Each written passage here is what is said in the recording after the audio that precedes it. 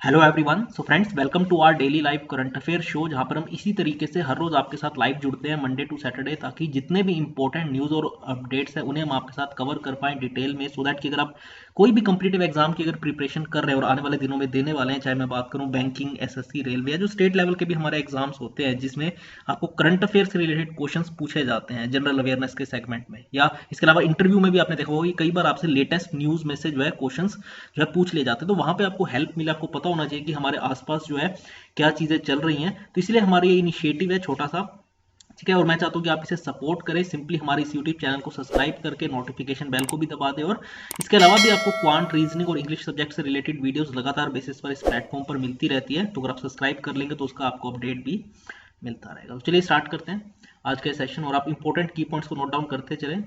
पहला आज का हमारा अपडेट है, प्रिंसिपल एडवाइजर रहे पीएम मोदी के पीके सिन्हा, उन्होंने देखिए रिजाइन कर दिया इस पोस्ट से, ठीक है। तो काफी ज्यादा स्पेकुलेशन भी है कि क्यों उन्होंने एकदम से रिजाइन किया है, खैर वो तो बात अभी तक नहीं पता, लेकिन ये एक इंपॉर्टेंट अपडेट है कि प्रिंसिपल एडवाइजर की पोस्ट पर रहे पीएम मोदी के प्रिंसिपल एडवाइजर पीके सिन्हा, उन्होंने रिजाइन कर दिया है इस पोस्ट से।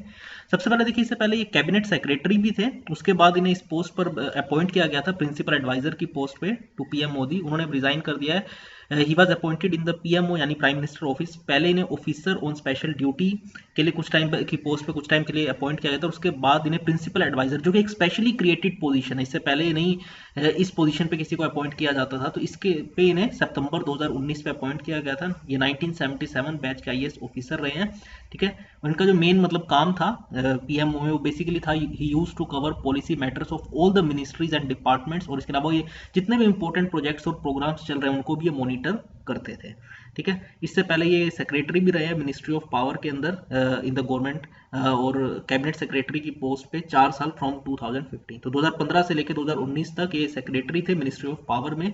उसके बाद जो है मैंने आपको बताया इन्हें प्रिंसिपल एडवाइजर की पोस्ट पे अपॉइंट किया गया था पीएमओ के अंदर, तो अब उन्होंने इस पोस्ट से रिजाइन कर दिया है। तो इसे आप नोट डाउन कर लेते हो, इनका नाम है पीके सिन्हा, ठीक है। ये प्रिंसिपल एडवाइजर थे पीएम मोदी के, इससे पहले ये कैबिनेट सेक्रेटरी मैंने आपको बताया रही है 2015 से लेकर 2019 तक मिनिस्ट्री ऑफ पावर के अंदर, और इन्हें पहले तो देखिए officer on special duty appoint किया गया था, और बाद में प्रिंसिपल एडवाइजर, जो कि एक स्पेशली क्रिएटेड पोस्ट है फॉर हिम इन सितंबर 2019, और उनका क्या काम था मैंने आपको बता दिया, क्लियर। आप उनके यहाँ पे फोटो देख सकते हैं।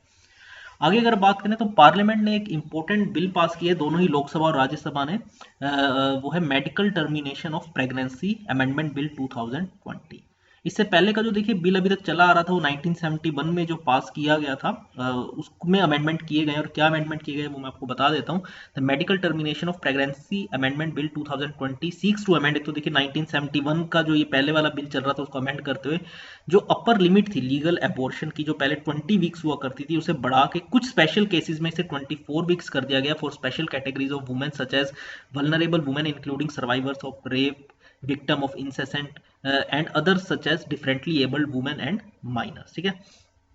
सो कुछ स्पेशल, ऐसा नहीं हर एक के लिए ये एप्लीकेबल होगा, कुछ स्पेशल कैटेगरीज ऑफ वुमेन जैसे बताया वल्नरेबल वुमेन जिसमें सर्वाइवर्स हैं रेप के, victim of incest and other such as differently abled women and minors. और ये 24 वीक अपर लिमिट है लीगल एबॉर्शन की, is in line with the advancement in medical technology. जिस तरीके से आपने देखा होगा पिछले कुछ सालों से जो एडवांसमेंट आया है मेडिकल टेक्नोलॉजी के अंदर, उसको ध्यान में रखते हुए कि जो रिमूवल है फीटस का at relatively advance stage of pregnancy, अगर वो आज के टाइम पे वो पॉसिबल है, ठीक है।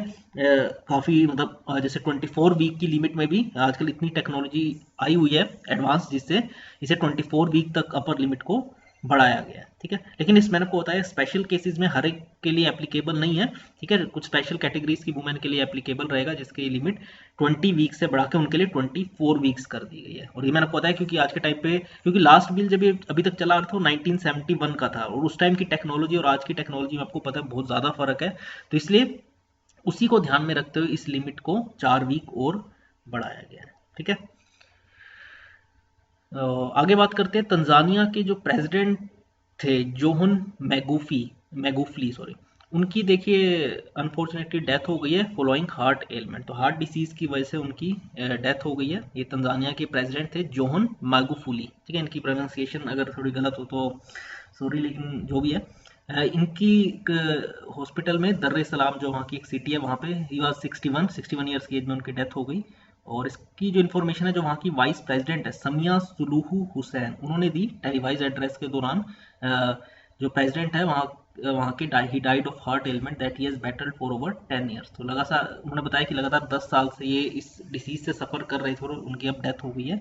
और 14 डेज का, जो आपको पता है, नेशनल मॉर्निंग उन्होंने अनाउंस किया। और जो इस कंट्री का कॉन्स्टिट्यूशन है वो यही कहता है कि जो वाइस प्रेसिडेंट है उन्हें अपॉइंट किया जाएगा प्रेसिडेंट के तौर पे, यानी जो सामिया सुलूहू हुसैन है, ठीक है, she will be appointed as the new president. और जो बाकी की बची हुई टर्म है अब वो पूरा करेंगी, क्योंकि देखिए वैसे 5, जैसे इंडिया में 5 साल का टर्म होता है वैसे वहाँ पे भी, और अभी तक सिर्फ 1 ही साल हुआ था जो उन्होंने कंप्लीट किया था जॉन मागुफुली ने, ठीक है ना। तो बाकी के बचे हुए 4 साल इनके कॉन्स्टिट्यूशन के अकॉर्डिंग हम इन्हें पूरे करने होंगे, ठीक है।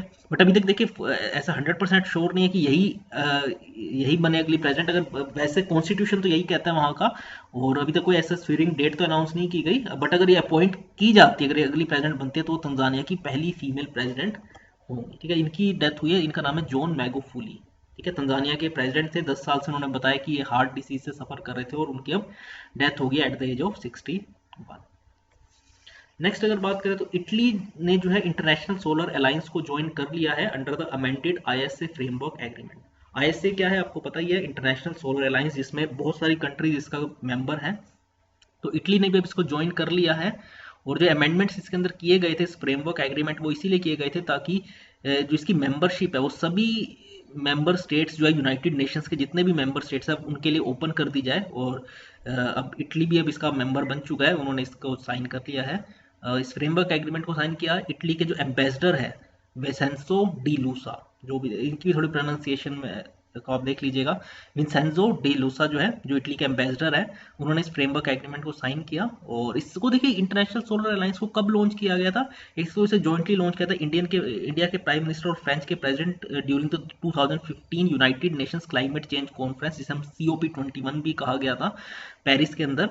और इसका मेन काम यही है, इस फ्रेमवर्क को लाने का, इस अलायंस को बनाने का, ताकि जो सोलर एनर्जी है उसके यूज को और ज्यादा प्रमोट किया जा सके।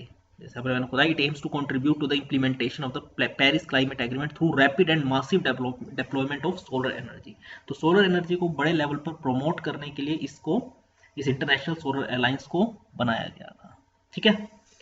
तो अब इटली भी अब इसका मेंबर बन चुका है, उन्होंने इस आईएसए फ्रेमवर्क एग्रीमेंट को साइन कर दिया है। उनके जो एम्बेसडर है विसेंजो डे लूसा, उन्होंने इसको साइन किया। और इसे लाया कब गया था इंटरनेशनल सोलर अलायंस को, 2015 के अंदर, ठीक है। और जॉइंटली से इंडिया और फ्रांस ने लॉन्च किया था। आप उसके विजुअल्स देख सकते हैं, इटली के जो एम्बेसडर हैं तो उन्होंने इसे साइन किया।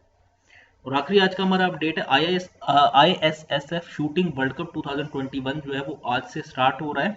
Doctor Karni Singh shooting range जो है दिल्ली में, वहाँ पे।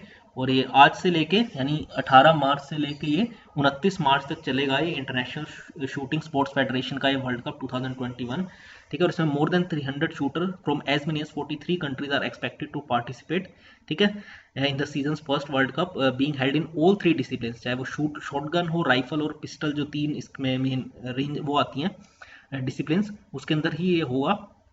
और the New Delhi world cup will see as many as 30 finals being held at an ISSF World Cup stage for the first time with the new team formats approved by the ISSF last year coming into play। और ये काफी important रहेगा, decisive रहेगा। जो Tokyo का भी Olympic का qualification था, वैसे तो देखिए 2020 में होना था टोक्यो, अभी भी हम टोक्यो 2020 कहते हैं, लेकिन ये 1 साल इसको बढ़ाना पड़ा था और कोविड की वजह से। और इस साल भी देखना पड़ेगा कि इस साल भी ये हो पाता है, क्योंकि दोबारा से कोविड के केसेस अब बहुत सारे कंट्रीज में से, इंडिया में आपने देखा होगा अब दोबारा से बढ़ने शुरू हो चुके हैं। तो अब इसका कैसा रहता है कि ये 2021 में भी हो पाता है नहीं, लेकिन ये वैसे अगर हो पाता है तो काफी इंपॉर्टेंट होगा ISSF वर्ल्ड कप जो है, ठीक है। तो इसको आप ध्यान में रखिएगा। तो ये आज से स्टार्ट हो रहा है ISSF शूटिंग वर्ल्ड कप। इसकी फुल फॉर्म आपको बताना चाहिए, इंटरनेशनल शूटिंग स्पोर्ट फेडरेशन। ये doctor Karni Singh shooting range Delhi में होगा आज से लेके 29 मार्च तक। और इसमें 300 शूटर्स पार्टिसिपेट कर रहे हैं 43 कंट्रीज से, ठीक है। और तीनों ही डिसिप्लिन में होगा, शॉटगन, राइफल और पिस्टल।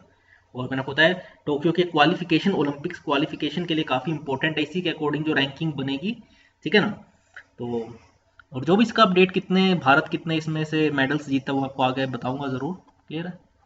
सो ये थे आज के हमारे इंपॉर्टेंट अपडेट्स। कैसा लगा सेशन जरूर बताइएगा कमेंट करके। इसके अलावा आप हमारी वेबसाइट तक्षशिला learning.com विजिट कर सकते हैं बैंकिंग, SSC और रेलवे एग्जाम के कोर्सेज से रिलेटेड। ठीक है, जरूर विजिट कीजिएगा। और आज की इस वीडियो में इतना ही फ्रेंड्स, थैंक्स अ लॉट।